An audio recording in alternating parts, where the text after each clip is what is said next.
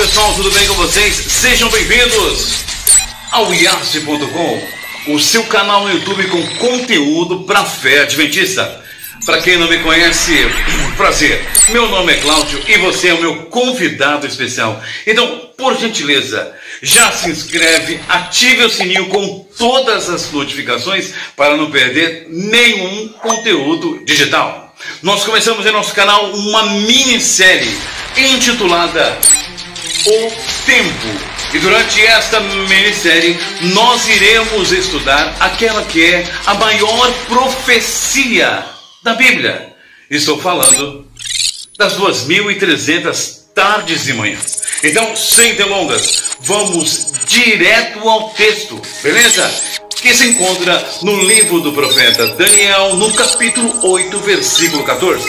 Lembra do seguinte: e ele me disse, até 2.300 tardes e manhãs, e o santuário será purificado. Se você ainda não viu o primeiro vídeo a respeito das 2.300 tardes e manhãs, ensinar esse conteúdo, vai rapidinho e procura o primeiro vídeo dessa série. Porque hoje nós vamos falar da segunda parte deste verso, que é justamente a purificação do santuário. Bom, para entender o que é a purificação do santuário, automaticamente já vem um questionamento.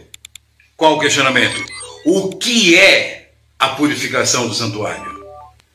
E fazendo essa pergunta, surge uma outra pergunta extremamente importante. O que é o santuário? Então, para que possamos entender o que significa a purificação do santuário, eu tenho que entender o que é o santuário. Por isso, vamos para o livro de Êxodo, no capítulo 25, versículo 8 e 9. Tá ok? Versículo 8 e 9. Primeira parte. Olha o que nós encontramos. E me farão um santuário e habitarei no meio deles. Moisés, ele é levado ao cume do monte Sinai. Lá ele permanece durante 40 dias e 40 noites. Nesse intervalo de tempo, ele recebe das mãos de Deus as tábuas do testemunho, os 10 mandamentos. E ele recebe também orientações, porque a segunda parte do texto, olha o que nós lemos: conforme a tudo o que te mostrar, para modelo do tabernáculo e para modelo de todos os seus pertences, a si mesmo fareis. Deus orienta Moisés. Ele fala que ele quer um santuário, mas Moisés deveria fazer esse santuário conforme o modelo que estava sendo apresentado a ele. E ele continua no versículo 40, olha que interessante. Deus chama a atenção de Moisés novamente e fala assim, atenta, pois, que o faças conforme ao seu modelo que te foi mostrado no monte. Então Moisés permanece 40 dias e 40 noites na presença de Deus, juntamente com ele, mas 70 anciãos, mas somente Moisés entrou na presença de Deus, e Deus faz uma oração: Moisés, eu quero que você construa um tabernáculo, que eu quero morar, estar entre vocês. Mas atenção, Moisés, eu quero que você faça conforme o modelo que eu estou mostrando para você. Eu quero que você faça da maneira que você está vendo aqui, todos os pertences dessa maneira. Paulo, ele vai fortalecer aquilo que Moisés tinha ouvido e feito. Observe, Hebreus capítulo 8, versículo de 1 a 2. Ora, a suma do que temos dito é que temos um sumo sacerdote tal, que está assentado nos céus, à destra do trono da majestade. E ele enfatiza: ministro do santuário e do verdadeiro tabernáculo, o qual o Senhor fundou e não morre. Então, de Gênesis a Apocalipse, nós encontramos a descrição de 2 santuários. O primeiro santuário é o santuário terrestre, que nós vimos agora em Êxodo, do capítulo 25, de 8 a 9. Só que Paulo está enfatizando aquilo que Moisés viu. E ele continua, Hebreus 8:5, olha que interessante o que Paulo fala a respeito daquilo que Moisés viu. Olha só: os quais servem de exemplo e sombra das coisas celestiais, como Moisés foi divinamente avisado, estando para acabar o tabernáculo, porque foi dito: olha que faça tudo conforme o modelo que no monte te mostrou. Então observe, Deus chama Moisés, mostra a Moisés o santuário celestial.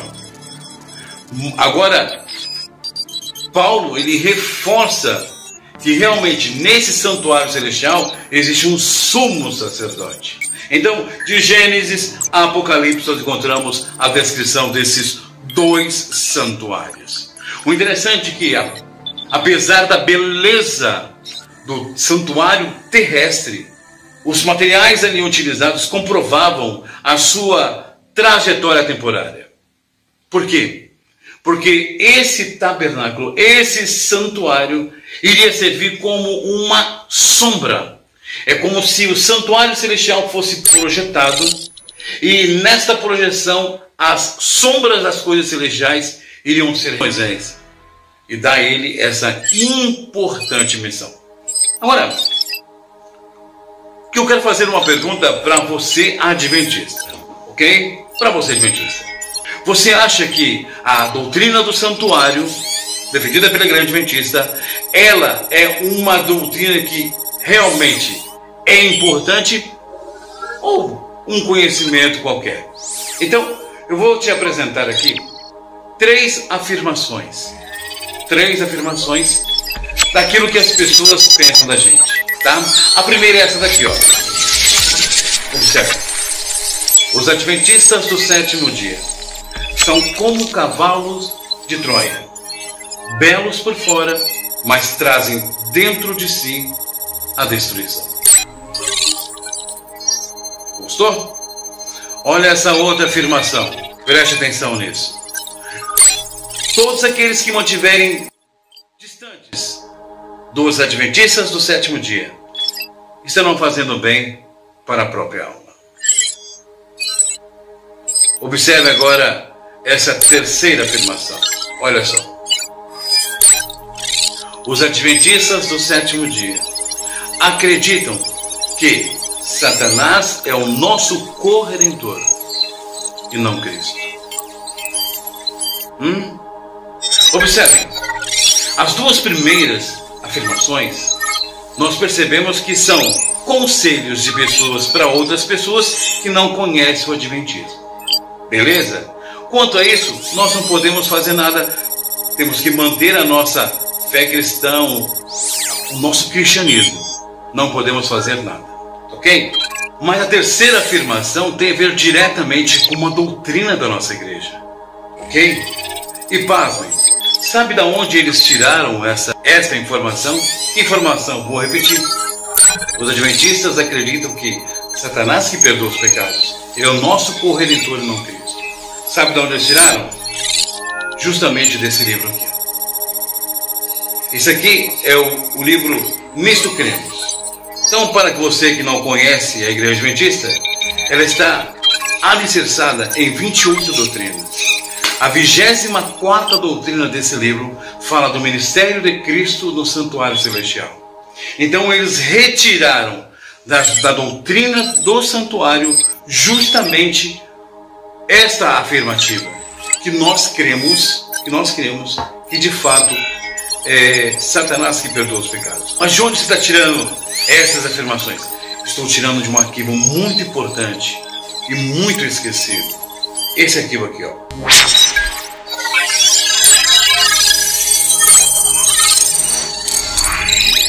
Essa revista, no ano de 2001, ela publicou uma matéria de capa, o título é Adventistas, Água e Óleo. E dentro desta matéria, eles começam a revelar e dar assim detalhes totalmente equivocados a respeito da nossa doutrina. E fala justamente da doutrina do santuário. Agora eu pergunto para vocês, vem cá. Será que é importante você, meu amigo adventista, conhecer a respeito dessa doutrina que é a coluna mestra, que é a espinha dorsal de todo o movimento adventista? Eu tenho certeza que sim. Por isso, eu convido a você a conhecer o ritual do santuário.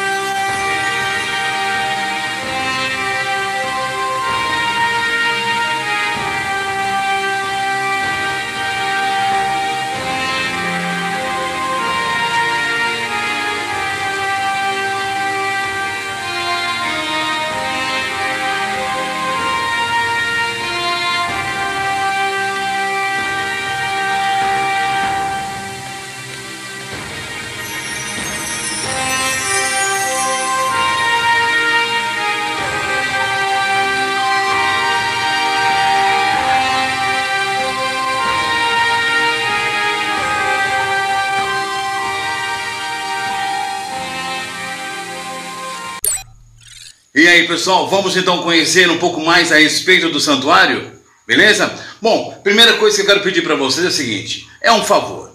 A partir desse ponto, coloque o seu celular ou o monitor aí do seu computador em tela cheia.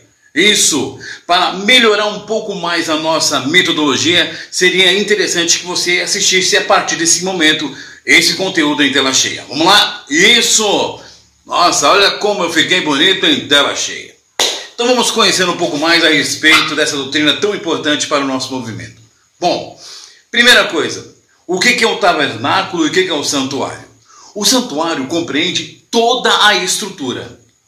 Olha só, do jeito que nós estamos vendo aí, toda essa estrutura que você está vendo é chamada de santuário. Dentro do santuário nós encontramos o tabernáculo. O tabernáculo é uma grande tenda, beleza? De modo que, quando havia o acampamento, ou quando estabelecia o santuário em algum lugar, as tribos se reuniam ao redor do acampamento, ok? De modo que, em qualquer ponto, em qualquer tribo, eles olhavam para o meio do acampamento e falavam, olha só, lá está o santuário, ok? Então o santuário é toda a estrutura montada e dentro dessa estrutura nós temos o tabernáculo, beleza? Bom, esse santuário ele era dividido em duas partes. Como eu falei, nós temos a tenda aqui em uma parte e também o pátio. Então, o pátio era um espaço reservado para a entrada de adoradores, ok? Então vamos lá, o que nós encontramos dentro então agora da nossa estrutura que é o santuário? Primeiro móvel que nós encontramos é o altar de holocausto. Esse altar aqui, olha só que interessante. Esse aqui é um altar, tá bom? Você quer ver um pouquinho mais de perto? Então olha só. Esse aqui é o altar, beleza? Tá? Alguns detalhes no altar, como por exemplo a presença de chifres, pontas em cada extremidade do mesmo. Só que é o seguinte, eu não vou dar aqui detalhes a respeito do santuário, nem as roupas, nem tampouco detalhes assim tão precisos a respeito dos móveis. Por quê? Porque nós vamos fazer uma minissérie só sobre o santuário, tá bom? Iremos trazer aí a nossa maquete, iremos também trazer uma maquete do tabernáculo. Estamos construindo uma maquete do tabernáculo. E se você tiver interesse, é só você colocar nos comentários, eu quero assistir a minissérie sobre o santuário, hashtag santuário. Vamos lá então. Pessoal, então, o primeiro móvel que nós encontramos dentro da estrutura do santuário no pátio é exatamente o altar do holocausto, tá ok? Em seguida, encontramos um outro móvel que é a pia de bronze, tá bem? Olha só, a pia de bronze. Essa aqui é a pia de bronze. Em tela cheia, claro. Como eu falei para vocês, essa estrutura se erguia aqui à frente de todos que estavam ali ao redor do santuário. Então, o que existia dentro do tabernáculo? Pelo menos 3 móveis. Ele era dividido em 2 partes, o lugar santo e o lugar santíssimo. Nós encontramos, numa primeira entrada, nós encontramos a mesa da proposição. Essa mesa tem 12 pães, tá ok? Dispostos com fileiras de 6, tá? Esses pães eram trocados a cada 7 dias, beleza? Então nós encontramos a mesa da proposição, nós encontramos também o candelabro de ouro. Olha isso aqui, esse aqui é o candelabro, olha bem pertinho aí. Esse é o candelabro de ouro, beleza? Deixa eu invadir a sua tela aí, candelabro de ouro, tá ok? E ao centro nós encontramos uma mesa muito bonita, que é o altar do incenso. Esse aqui é o altar do incenso, em cima o incensário. Tem muitos detalhes que nós não vamos revelar agora, somente quando fizermos a nossa minissérie. Então, esses 3 móveis estavam dentro do tabernáculo, no lugar santo, ok? Uma cortina separava esses 2 compartimentos. E no interior dessa cortina, após essa cortina, nós encontramos uma única peça, que é essa daqui, a Arca da Aliança. Então, essa aqui é a Arca da Aliança, né? Então, existiam 2 anjos aqui, são querubins cobridores, preste bem atenção nisso, porque nós vamos dar uma ênfase, preste bem atenção. Uma tampa chamada propiciatório, e dentro da arca nós encontramos 3 objetos: a vara de Arão que florescera, uma porção do maná e as tábuas do testemunho, os 10 mandamentos, ok? Essa tampa que fechava aqui, o detalhe é que esses querubins, eles estavam voltados um para o outro, as suas asas tocavam uma na outra, porém os seus olhos, a sua face estava voltada para dentro da arca, como se estivesse protegendo, velando. Na realidade, eles estavam velando e eles eram guardiões da lei, ok? Lógico, aqui simbolizados, não é mesmo? É como se eles estivessem velando. Velando o quê? Principalmente a lei de Deus, tá? Os 10 mandamentos que estão ali. Esta aqui é a estrutura que nós conhecemos como santuário, dividido em 2 partes, como um pátio, uma estrutura única que se ergue aqui e automaticamente fechado, tampado a visão de todos aqueles que estavam ali. Como funcionava então o santuário deste? Qual era a sua liturgia? Vamos apanhar então aqui. Êxodo no capítulo 29, versículo 38 e 39. Isso, pois, é o que oferecereis sobre o altar: 2 cordeiros de 1 ano, cada dia continuamente. Então eram oferecidos aqui 2 cordeiros. Mas qual era o tempo disso aí? Como que era oferecido? Está dizendo aqui, ó, um cordeiro oferecerás pela manhã e outro cordeiro oferecerás à tarde. Então, manhã e tarde, o israelita ele tinha agora a oportunidade de expiar o seu pecado, pedir perdão pelo seu pecado, trazendo o quê? Um cordeiro. Essa imagem do cordeiro, para nós cristãos, é uma imagem muito forte. Porque se nós voltarmos para Gênesis, nós encontramos que Deus, antes de expulsar Adão e Eva, ele confecciona o quê? Vestes de pele de cordeiro. Mais à frente, com o desdobramento das profecias messiânicas e em Cristo, nós encontramos a expressão em João 1,29, eis o Cordeiro de Deus que tira o pecado do mundo. Então, como que funcionava? A cada dia, pecadores chegavam no santuário. E quando eles entravam pelo portão central, o primeiro móvel que eles encontravam era o quê? Era um altar. Esse altar ele estava aceso, ok? Continuamente. Então, quando eles entravam com uma oferta. Tinham que trazer uma oferta. No caso aqui, iremos falar das ofertas queimadas, as vicárias, né? Vicárias quer dizer aquela que toma lugar de, beleza? Então, o pecador, o israelita, ele entrava com esse cordeiro. Ao encontro dele, aparecia o nosso primeiro personagem.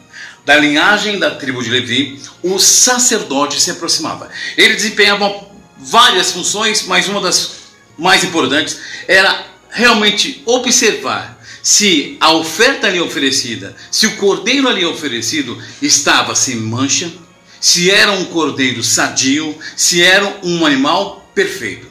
Olha só, uma vez que ele encontrava e chegava à conclusão que aquela oferta era aceita, o que ele fazia? o pecador colocava sua mão sobre a cabeça desse cordeiro. E simbolicamente ele transmitia sua culpa para a cabeça do cordeiro. Tá? Logo depois disso, o sacerdote pegava um punhal ou uma adaga e colocava na mão do pecador. O pecador agora deveria degolar a sua oferta. Ele pecou. Ele deveria experimentar uma lição extremamente importante, que o pecado gera morte. Pecado gera morte. Isso deveria martelar a cabeça de todo israelita que entrava ali. Depois que ele degolava aquele animal, parte do sangue era recolhido em uma pequena vasilha, ok? E o restante era colocado na base do altar, ok? O sacerdote pegava aquela quantidade de sangue em movimentos circulares para evitar que o sangue coagulasse. Ele se virava para o tabernáculo, ok? Ele molhava o seu dedo ali no sangue e passava nos chifres do altar. Quase eu queimei minha mão aqui, pessoal. Quase queimei minha mão. Depois ele lavava suas mãos e seus pés e ia em direção ao santuário, ao tabernáculo. Ia em direção ao tabernáculo, ok? Quando ele entrava no tabernáculo, ele passava pelo candelabro de ouro, passava pela mesa dos pães e parava justamente aqui, ó, nessa região. Tá vendo essa fumaça subindo aí? Ali é a fumaça do incensário, ok? Por quê? Preste bem atenção no que vai acontecer aqui. As luzes do candelabro deveriam estar continuamente acesas, não às 7, mas não deveriam apagar. Por quê? Era a única fonte de luz, era justamente o candelabro. Ali dentro do tabernáculo era tudo fechado, então não tinha como a entrada da luz, do sol, uma luz natural. Então o candelabro deveria brilhar continuamente. Quando ele chegava próximo aqui ao altar do incenso, ele molhava o seu dedo novamente no sangue e também passava nas pontas aqui do altar. E depois molhava o seu dedo. E aqui uma cortina, essa cortina que eu falei que separava os dois compartimentos, essa cortina que separava os dois compartimentos, ele molhava o dedo e ela aspergia 7 vezes diante da cortina. Beleza? Ok? Ele retornava e a partir daquele momento o pecador estava perdoado. Então observe aqui. Preste atenção. Manhã e tarde, um ofício, uma apresentação espontânea. Deus dando a oportunidade para que o povo se aproximasse dele e entendesse que o pecado ele vai gerar a morte de um inocente. Então observe, nesse momento o pecador poderia voltar para a sua tenda, ele estava perdoado. Ocorre uma transmissão, né? O pecador transmite a sua culpa simbolicamente para a cabeça do cordeiro. O cordeiro agora morto e imolado, seu sangue é representado dentro do tabernáculo e retido ali naquele véu. Manhã e tarde. Isso era o santo ofício. Agora, nós temos que entender o seguinte, que esta sujeira acabava o quê? Contaminando o santuário. Ok? Mecanicamente, ele acabava contaminando o santuário.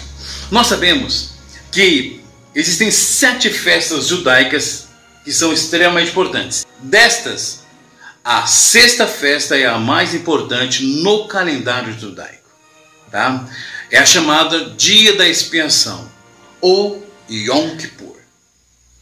Então, preste bem atenção, porque é a partir desse ponto, da festa da expiação, que vamos entender o que aquela revista falou a respeito da gente. Que nós acreditamos que Satanás é o nosso corredentor. Eles vão tirar a partir desse ponto. Então preste muita atenção, ok?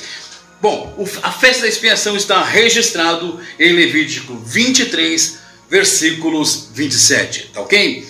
Qual dia? Como que era esta festa? Então olha só. Mas aos 10 dias desse 7º mês será o dia da expiação. tereis santa convocação, afligireis as vossas almas e oferecereis ofertas queimadas ao Senhor. Então, o 10º dia do 7º mês é o dia no calendário judaico. Não é o nosso calendário, é o calendário judaico, ok? É um mês judaico, o mês de Tisra, tá ok? Esse mês era extremamente importante. Inclusive, essa data, ela vai impactar mais à frente na pessoa de Cristo. Então, não esqueça isso. 10º dia do 7º mês do calendário judaico. O que acontecia nesse dia da expiação? Pessoal, tudo que nós estamos vendo aqui são tipologias, são tipos. Cada móvel aqui apresentado representa o ministério de Cristo em todos os seus aspectos, tá ok? Tudo. Mas vamos fazer a semana, mas nós vamos fazer aí uma minissérie sobre isso, tá ok? O que nós temos que entender é o seguinte: é uma simbologia. Para o povo de Israel era algo visível e mecânico. Porque olha só, o altar estava aceso, ok? O candelabro estava aceso. E também a presença do próprio Deus, o Shekinah, sobre a arca, em cima do propiciatório. Então nós estamos diante de algo que foi físico e real, mas com uma tipologia, um desdobramento messiânico. Essa é a metodologia utilizada por Deus para ensinar o plano da redenção. Na realidade, eu chamo o santuário de GPS. O que é o GPS? O grande plano da salvação. Aqui está o grande plano da salvação. Então, todo desdobramento a partir de agora, sempre veja com a sua olhar de tipologia. Então, o que acontecia no 10º dia do 7º mês? Vamos ver aqui. Em Levíticos 16, a partir do versículo 3. Olha que interessante o que nós conseguimos encontrar nesse texto. Com isso, Arão entrará no santuário com um novilho para expiação do pecado e um carneiro para um holocausto. Gente, é uma coisa muito interessante, muito interessante. Eu acho que para mim foi uma grande surpresa, né?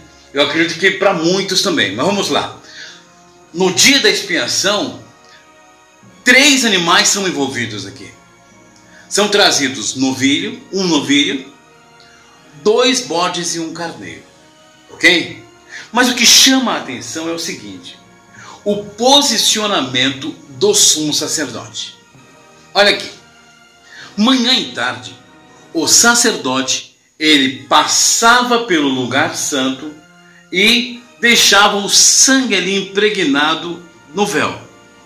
O sacerdote, ele não tinha credenciais eclesiásticas para passar além do véu, no lugar santíssimo. Somente o sumo sacerdote.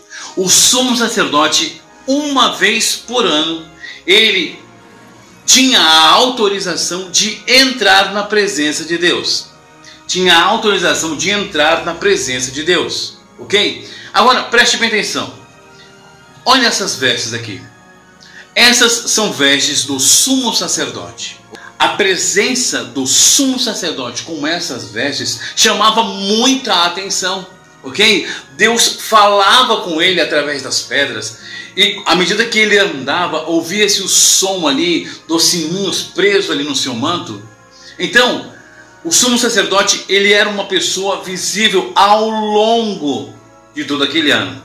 Porém, isso que eu acho interessante: no dia da expiação, somente o sumo sacerdote participava de forma ativa de toda a cerimônia. Mas o interessante ocorre aqui na leitura desse texto. Olha só: vestirá ele uma túnica santa de linho, e terá ceroulas de linho sobre a sua carne. Cingir-se-á com um cinto de linho, e se cobrirá com uma mitra de linho. Estas são vestes santas. Olha que interessante. por isso banhará a sua carne na água e a vestirá.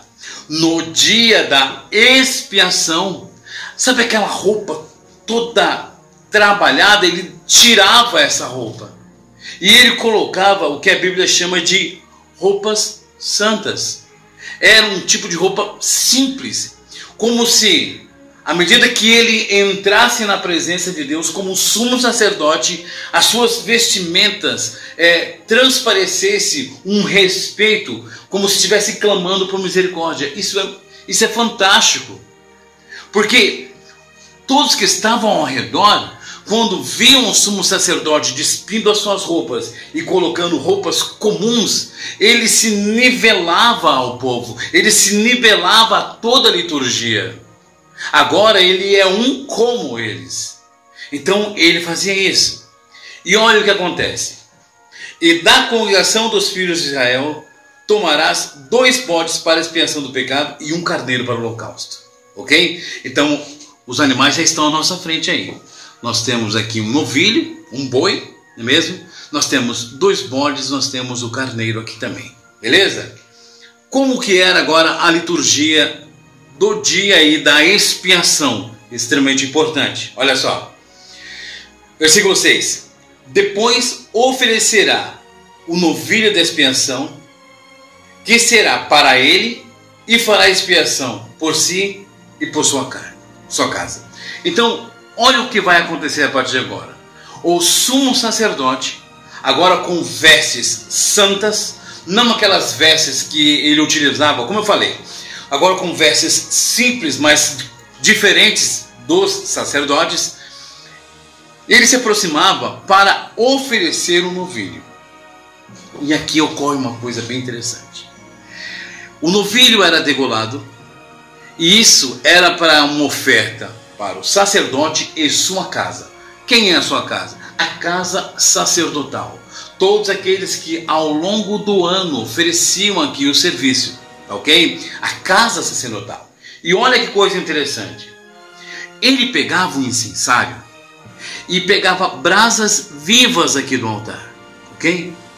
E ele colocava brasas vivas dentro do incensário e colocava ervas aromáticas, o próprio incenso. Ele passava pela pia, ele passava pelo lugar santo e ele parava ali. Sabe o que ele fazia? Ele pegava um incensário agora cheio de incenso e ele colocava, esticava a sua mão e colocava o incensário dentro do lugar santíssimo e esperava um pouco. Daqui a pouquinho, todo o lugar santíssimo estava cheio de incenso. Agora sim, cheio de incenso, o sacerdote entra com o sangue do novilho e ele vai aspergir 7 vezes diante da Arca da Aliança. Lembrando que nós estamos vendo aqui o Shekinah, não se esqueça disso. O Shekinah está ali, a presença de Deus. Então ele retornava e voltava até o altar. Então o primeiro contato do sumo sacerdote com o lugar santíssimo era oferecendo o sangue do novilho, ok? Como uma oferta para ele e também para toda a sua casa sacerdotal. Depois ele voltava novamente, né? E pegava os 2 bodes. E olha só o que vai acontecer. Versículo 7 diz o seguinte: também tomará ambos os bodes e os porás perante o Senhor à porta da tenda da congregação. E Arão lançará sorte sobre os 2 bodes, uma pelo Senhor e a outra pelo bode emissário. Então Arão fará chegar o bode sobre o qual caiu a sorte pelo Senhor e oferecerá o que? Expiação do pecado. Olha que interessante. Vai vendo isso daí. O sumo sacerdote com suas vestes simples. Eu tenho que tocar nesse assunto sempre. Porque há simplicidade na salvação. Nós complicamos. É o ser humano, longe de Deus, que complica o processo de salvação. O sacerdote simples, ele está querendo dizer a nós o seguinte: a simplicidade em buscar a Deus.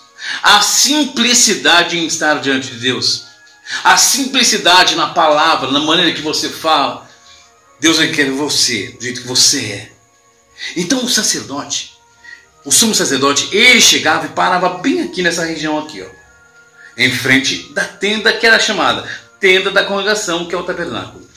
E diante de todos que estavam ali, porque era uma santa convocação, lançava-se sorte, ok? Nós iremos falar a respeito quando nós falarmos sobre a minissérie. Quando falarmos sobre a minissérie do tabernáculo, vamos trazer mais detalhes. Então o sumo sacerdote vem e apresenta esses dois bodes que estão vendo aí, ó. Esses dois bodes. Um é o bode do Senhor e o outro é o bode para Azazel, ou bode emissário. Ok? O bode que era oferecido para o Senhor, o que acontecia? Ele trazia o bode até próximo do altar. Degolava-se o bode. O seu sangue era recolhido. Parte do sangue era colocado na base do altar e também nas pontas do chifre do altar. Da mesma maneira que fora feito com o novilho, o sacerdote agora ele vai caminhar. E ele vai passar para o lugar santíssimo e novamente ele vai aspergir 7 vezes diante da Arca da Aliança. Ok? Diante da Arca da Aliança. Diante da Arca de Deus. Diante do próprio Deus. Depois, ele retornava e olha só o que acontece em seguida. Eu vou ler aqui para não perder nenhum detalhe. Versículo 10. Mas o bode sobre que cair a sorte para ser bode emissário, apresentar-se-á vivo perante o Senhor para fazer expiação com ele, a fim de enviá-lo ao deserto, como bode emissário. Olha só que coisa interessante. Novamente, por que aquela revista acredita que Satanás perdoa os nossos pecados e não Cristo, que ele é nosso corredentor? É justamente nesse momento aqui, na apresentação de dois bodes. Mas a Bíblia é enfática, olha só. Levítico 16, versículo 20 a 22. Vou ler novamente. Ó. Havendo, pois, acabado de fazer expiação pelo santuário e pela tenda da congregação e pelo altar, então fará chegar o bode vivo. Então, o que era o dia da expiação? O dia da expiação era para expiar, era para limpar. O quê? A sequência aqui. A tenda da congregação, com todos os seus móveis sujos ali, com a presença e registro de sangue. Pelo altar, que também estava sujo. Ou seja, todos os móveis envolvidos deveriam ser purificados. E como que eram purificados? Através desses dois animais que nós estudamos aqui. O bode e o novilho. Porém, uma vez purificado, ainda tinha na mente deles a presença do pecado. O pecado, aquele que sujou tudo ali, estava presente. Então o que fazia? Olha só o que Arão fazia. E Arão porá as suas mãos. Isso aqui é muito importante, pessoal. É muito importante. E Arão porá ambas as suas mãos sobre a cabeça do bode vivo. E sobre ele confessará todas as iniquidades de Israel, e todas as suas transgressões, e todos os seus pecados, e os porá sobre a cabeça do bode, e enviá-lo ao deserto, pela mão de um homem designado para ele. Então, olha só. Assim, aquele bode levará sobre si todas as iniquidades deles à terra solitária, e deixará o bode no deserto. Então, preste atenção, vamos recapitular aqui. O bode vivo, ele era trazido. E agora Arão colocava sua mão sobre o bode. E ele confessava todos os pecados, transgressões, imundícias, iniquidades de todo o povo sobre a cabeça daquele bode. Aquele bode era levado para o deserto, para a terra distante, como se ele estivesse levando mesmo os pecados. Ok? Levando. Após o término desta cerimônia, a pessoa designada a levar, ele voltava, se purificava novamente e começava a festa dos tabernáculos, a última festa do calendário judaico, 7 dias de festa. Por que eles festejavam? Porque agora o pecado já não estava mais presente, o pecado já estava longe do arraial. Agora, como entender tudo isso? É justamente nesse ponto que a revista ela vem trazendo. Porque ele diz o seguinte: na tipologia adventista, nós cremos que de fato esse bode representa o Satanás. E que ele vai levar consigo todo o mal que ele ocasionou. Nós acreditamos isso. Então eles falam, não, se eles acreditam nessa tipologia, então é Satanás que perdoa os pecados e não Cristo. Só que é o seguinte, meus amigos, a Bíblia é clara. Em Hebreus 9:22 diz o seguinte: sem derramamento de sangue não há remissão de pecados. Em nenhum momento o bode emissário ele foi imolado. Ele expeliu uma gota de sangue sequer. Nada. Simplesmente ele foi jogado sobre a sua cabeça a culpa de todos os pecados. E ele é levado como um símbolo daquele que originou tudo. Por isso que nós acreditamos. Ele não perdoa, ele não é corredentor, porque ele não morreu, ele não sangrou, ok? Outra coisa interessante, por que 2 animais da mesma espécie? Por que 2 bodes? Porque a Bíblia diz o seguinte: aquele que não conheceu o pecado se fez pecado por nós. Cristo ele se faz pecado por nós e ele vem no mesmo nível do pecado do ser humano para vencer o pecado.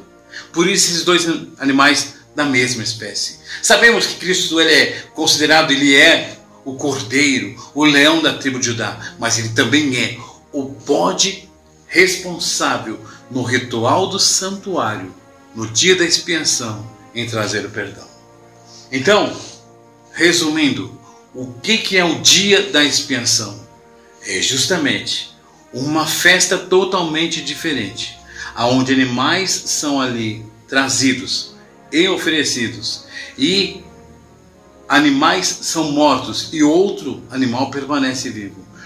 O dia da expiação é justamente isso: a retirada, a purificação de tudo que foi contaminado ao longo. É só você olhar direitinho para os móveis, olha só, o tanto de sangue nos móveis. É só você olhar direitinho. Esse sangue é um registro, ok? Você pode estar pensando, realmente o dia da expiação é um dia muito importante porque traz juízo. Mas lembre-se de uma coisa: são festas, são rituais, são cerimoniais que tipificam o quê? O que nós temos no céu. Nunca se esqueça disso, ok? Agora, de fato, há uma sujidade nos móveis.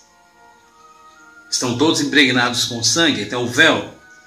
Mas purificado do que no que diz respeito ao que está no céu? Porque se o santuário terrestre é uma sombra do santuário celestial, e toda a liturgia utilizada aqui representava o ministério de Cristo, como que o meu pecado pode ser também representado no santuário celestial? Bom, primeiro nós encontramos Romanos, Paulo escrevendo aos Romanos o seguinte, Romanos capítulo 14, 12: de maneira que cada um de nós dará conta de si mesmo a Deus. A Bíblia está dizendo que cada pessoa aqui, todos nós, cada um vai dar conta de si. De que maneira? Então vamos entender a partir de agora como que podemos transmitir para o santuário celestial, uma vez que o terrestre é uma sombra, como que nós contaminamos o santuário celestial. Vamos ver então aqui. Apocalipse 20, versículo 12. E vi os mortos grandes e pequenos que estavam diante de Deus, e abriram-se os livros. Observe o seguinte: abriu-se outro livro, que é o livro da vida, e os mortos foram julgados pelas coisas que estavam escritas nos livros, segundo as suas obras. A Bíblia está dizendo aqui que lá no céu nós temos livros. Livros. Vamos pegar uma outra leitura aqui. Vamos pegar mais uma referência de Daniel no capítulo 7, versículo 9 e 10. Olha só. E continue olhando. até que foram postos o quê? Uns tronos. E o ancião de dia se assentou. A sua veste era branca como a neve, e o cabelo da sua cabeça como a pura lã. E o seu trono era de chamas de fogo, e as suas rodas de fogo ardente. Um rio de fogo manava e saía diante dele. Milhares de milhares o serviam. Milhões e milhões assistiam diante dele. Assentou-se o juízo e abriram-se os livros. Meus amigos, no santuário terrestre, a presença do sangue contaminava o santuário. Era um registro físico de que realmente um processo de salvação ocorreu ali. Agora, se nós transportarmos isso para o santuário celestial, a Bíblia nos diz que o próprio Deus se assentou, abriram-se os livros. O que são esses livros? São registros. Então há um registro no céu dos nossos pecados. Este registro contamina o santuário. É o mesmo registro tipificado com o sangue que estava impregnado nos móveis, que contaminava o tabernáculo e o santuário da mesma maneira.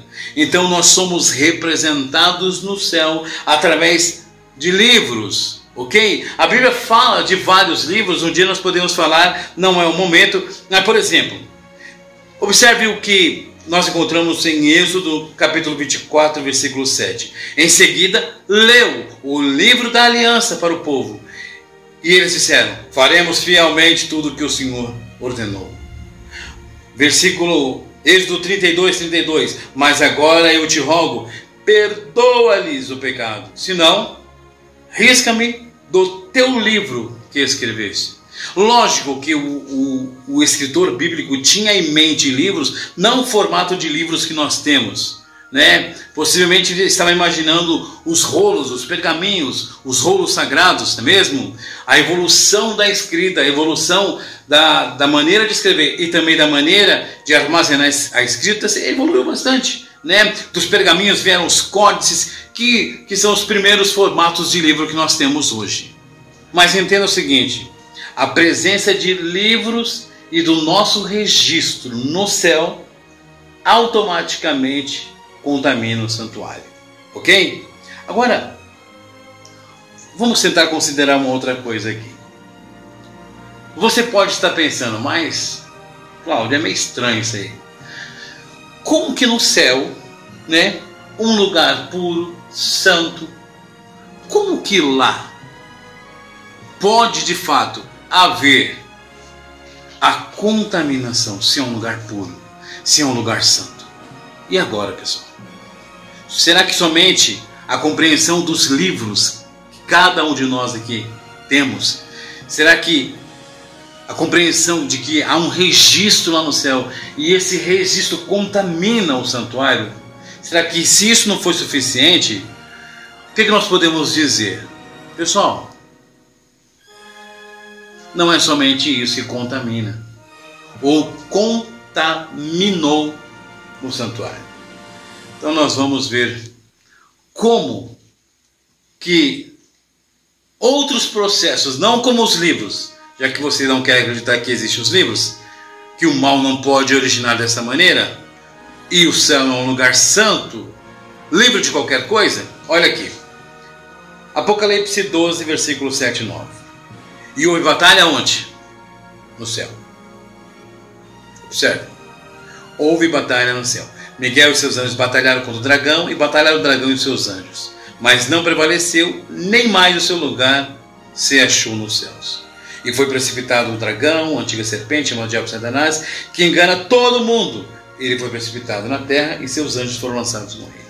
Então, entenda o seguinte: o pecado surge no céu. Paulo vai dizer lá na frente que é o mistério da iniquidade. Ninguém sabe como isso aconteceu. O fato é que nós temos um registro que diz que lá no céu houve peleja. Se você acha que o seu livro, os seus registros não contaminam o céu, preste atenção nisso aqui. Olha só. Isaías ele vai ampliar. E eu gostaria de chamar a atenção de vocês para essa peça que está aqui. Olha aqui. Eu vou chamar a atenção de vocês para essa peça aqui. Observe. Isaías 14, versículo 12 a 14. Como caíste do céu, ó Lúcifer, na minha tradução, filho da alva, como foste cortado por terra, tu que debilitavas as nações? E tu dizia no teu coração, eu subirei acima das estrelas de Deus, exaltarei o meu trono, e no monte da congregação me assentarei, aos lados do norte. Subirei sobre as alturas das nuvens, e serei semelhante ao Altíssimo. Quem é esse ser? Quem é esse ser? Então prepare-se. Deixa eu mostrar para você agora de vez. Vou colocar por cima aqui para não me queimar aqui aqui, ó. Quero chamar a atenção dessa pecinha para vocês aqui, ó. Então nós temos aqui 2 querubins cobridores, tá? Novamente, eles estavam voltados um para o outro, suas asas se tocavam, só que eles olhavam para o interior da arca, porque no interior da arca nós encontramos os 10 mandamentos, uma porção do maná e a vara de Arão. Observe isso aqui. Esses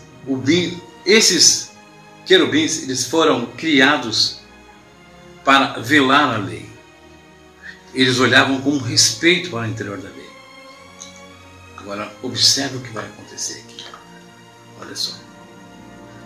Observe agora o que Ezequiel vai falar a respeito disso aqui. Quem é esse ser? Ezequiel 28, 13 a 17. Tu eras o querubim ungido para cobrir e te estabeleci. No monte santo de Deus estava, no meio das pedras afogueadas andava. Perfeito eras tu em teus caminhos, desde o dia que foste criado, até que se achou iniquidade em ti. Na multiplicação do seu comércio encheram o teu interior de violência e pecaste. Por isso te lancei profanado no monte de Deus e te fiz perecer, ó querubim cobridor, no meio das pedras afogueadas. Elevou-se o teu coração por causa da tua formosura. Corrompeste a tua sabedoria por causa do teu resplendor. Por terra te lancei, diante dos reis te pus, para que te olhem a ti. Observe, a Bíblia está dizendo que lá no céu houve peleja. E nessa peleja houve a expulsão de um ser. Quem era esse ser? Ezequiel vai falar que ele era o querubim cobridor. Foi criado para isso, para proteger o que? A lei. Se lá no céu nós temos o trono de Deus que representa a Arca da Aliança, o pecado originou no santuário. Foi no coração de um querubim cobridor que nasceu o pecado. Então o pecado, ele nasce no santuário, com um anjo, um querubim ungido, estabelecido para proteger. E do santuário vem a resposta de Deus. Por isso que para a Igreja Adventista é extremamente importante conhecermos toda essa liturgia. Entender que o dia da expiação é um dia de juízo, é um dia de perdão ou condenação. Agora, observe, os maiores ataques que temos é justamente contra a lei de Deus. Aquele que foi criado para proteger, criado para obedecer, criado para velar. É no coração desse anjo, no santuário de Deus, que nasce o pecado. Então Deus, ele vai dar a resposta na mesma intensidade. Do santuário terrestre vem também o perdão. Ao término das 2.300 tardes e manhãs, ocorreria um evento extremamente importante: o dia da expiação. Então, quando aconteceu isso? Isso aconteceu numa data específica. Esse evento de expiação que está ocorrendo no céu agora, no santuário celestial, começou numa data. Quando? No término das 2.300 tardes e manhãs. Mas quando foi isso? Quer saber? De verdade? Mas nós vamos revelar isso no nosso próximo encontro, através dessa minissérie O Tempo, estudando as 2.300 tardes e manhãs. Muito obrigado pela sua presença, obrigado pela sua audiência. Eu te peço que você, por gentileza, compartilhe esse conteúdo com os nossos irmãos, tá ok? Porque esse canal é para fé adventista, tá bom? Compartilhe com os seus amigos, se inscreva e deixe aí embaixo algum comentário, tá bom? E se vocês quiserem realmente uma minissérie sobre o santuário, onde iremos falar de cada móvel aqui, é só você colocar um comentário embaixo aí, tá bom? Mas muito obrigado. No próximo encontro nós iremos falar quando começou esse processo, as 2.300 tardes e manhãs, o começo e o término, e você vai ficar surpreso com o que você vai aprender. Muito obrigado e até o próximo encontro.